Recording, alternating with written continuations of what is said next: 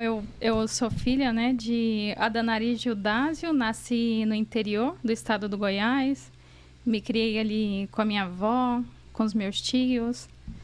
Logo, à idade de 16 anos, me mudei aqui para Madrid. Comecei a trabalhar em casas e tal, com crianças. E aí eu fui buscando, né, me encontrar na vida, não me encontrava na vida para nada. Era uma pessoa muito deprimida, estava sempre triste, mas achava que a vida era aquilo ali mesmo, que tá tudo bom, tá tudo bem, né? Deve ser isso mesmo e tá tudo certo. E aí, com o tempo, isso foi piorando, piorando, piorando. Aí eu decidi, né, fazer o curso de comissária de bordo e me mudei para a Inglaterra para aprender inglês, porque afinal eu precisava aprender inglês em pouco tempo, já que eu queria conseguir o trabalho. Mas naquela época ali, eu estava ali no ápice da depressão mesmo. Eu não tinha mais vontade de viver, eu não tinha vontade de sair da cama. Eu só chorava, eu chorava muito, eu chorava o tempo todo. Chegava pela noite, eu não conseguia dormir bem. E aí foi assim, de mal a pior. Fiquei muito mal essa época. Eu me lembro que eu falava para minha mãe, né, assim, ai mãe, eu não tenho mais vontade de viver. Eu não tenho mais vontade de fazer coisas normais que todo mundo faz, de sair com seus amigos, de levantar na cama e ir na academia. Essas típicas coisas cotidianas eu não tinha mais vontade de fazer. Aí eu estava mal e a única coisa que eu pensava mesmo é que, ai Deus, se existe um Deus, por que não me leva, né? Por que eu não morro? Por que Deus não tira a minha vida? Porque eu assim eu não quero mais viver. Deixa eu te fazer uma pausa. Uhum. Tinha uma raiz? Tinha. Porque assim, não se... A depressão ela não cria do nada, ela não aparece na tua vida por ela algo. não aparece do nada. São aquelas memórias ali do 0 aos 12 anos, que eu não tive uma infância assim muito fácil, né? Não tive muito presente assim meus pais, porque eles moravam em outra cidade. E também teve um fator que aconteceu, né? Que eu sofri abusos sexuais com a idade de 4 anos, que me levaram a desenvolver mais tarde essa depressão. Então, eu sempre fui carregando essa dor, sempre fui levando. E aí, quando eu cheguei nos meus 26 anos, foi tipo assim... Foi quando chegou no ápice e eu falei, nossa, eu não sei porque eu tô assim agora desse jeito. Mas aí eu entendi que eu tinha chegado no meu limite. Eu tava levando uma bolsa pesada, uma mochila pesada, a vida inteira me arrastando. Como uma escritora que eu li que fala uma bolsa, uma mochila cheia de pedras? É uma mochila cheia de pedras. Uma mochila cheia de pedras que tava me puxando por abismo. Essa mochila que eu precisava soltar. Tava me puxando mas antes de soltá-la, eu precisava entender a minha história. Porque às vezes a gente não consegue soltar. E... Aquele momento você sentiu que você chegou realmente no fundo do poço? Sim, eu sentia que eu cheguei no fundo do poço. Eu me sentia sem vida no meu corpo. Eu estava viva, mas era como se eu não tivesse, porque eu estava tão cansada. Eu estava tão cansada de ter medo na vida.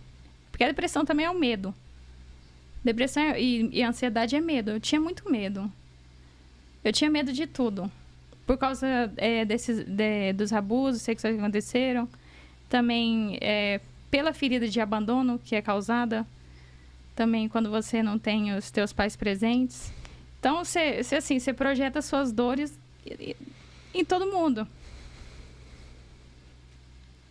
Só que chega uma hora que você não dá conta. E foi o que aconteceu comigo. Eu cheguei naquele momento ali no fundo do poço e não queria mais seguir vivendo. Era só chorar. Me lembro que eu chorava muito. Só queria chorar. E tentava, tipo, até pra falar assim que eu não tentava, eu até tentava sair com as minhas amigas.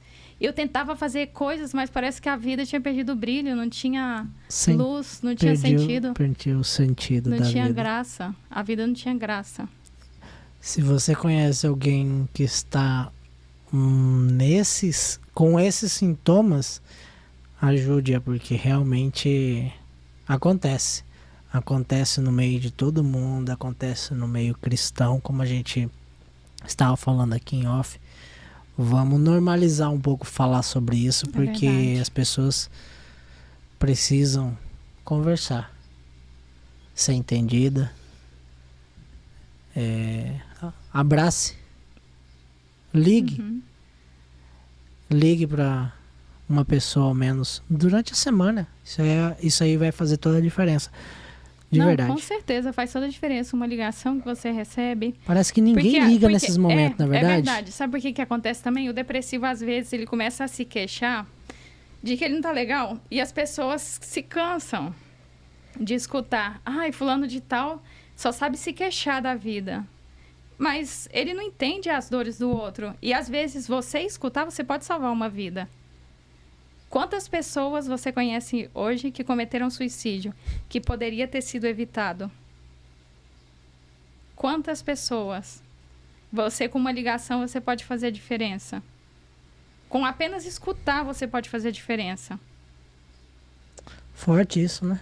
É forte. É porque a maioria das pessoas que cometem o suicídio, elas estão ali naquele ponto de desespero, que igual se elas tivessem uma conversa com alguém, aquele destino poderia ser mudado. E isso pode acontecer com qualquer um? Isso pode acontecer com qualquer um, porque todo mundo tem feridas. Todo mundo tem feridas emocionais. Eu faço psicanálise com a minha psicóloga, ela é pastora também. E ela faz comigo terapia de esquemas.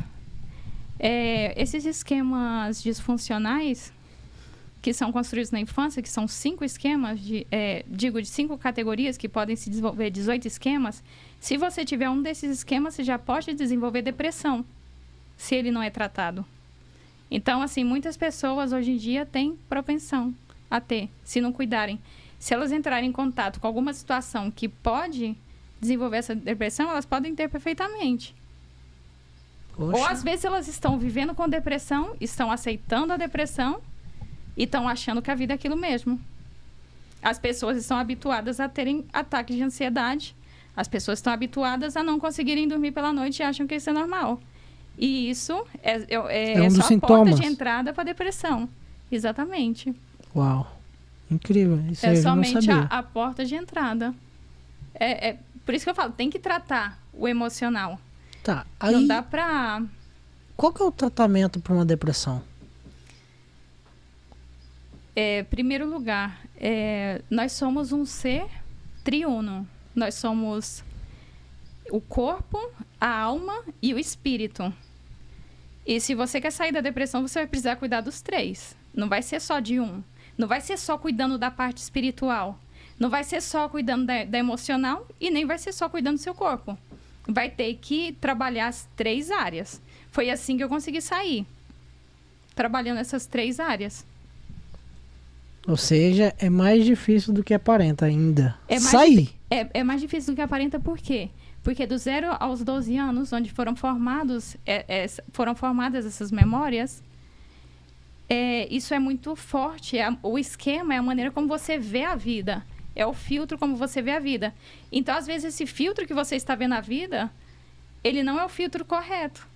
Então, você precisa o quê? Renovar através da palavra de Deus. Você precisa mudar a sua maneira de pensar. Você precisa de terapia, você precisa de cuidado com você. Você precisa entrar em conexão com a tua dor. Você precisa tirar a tua dor para fora. Você precisa olhar para a dor, porque nós não podemos passar a vida inteira fugindo da dor. Isso aí não vai ajudar você em nada. Não, porque o que acontece? Quando nós passamos a vida inteira fugindo da dor, nós somos eternas crianças. Nós não conseguimos chegar ao ponto de maturidade que Deus tem para nós.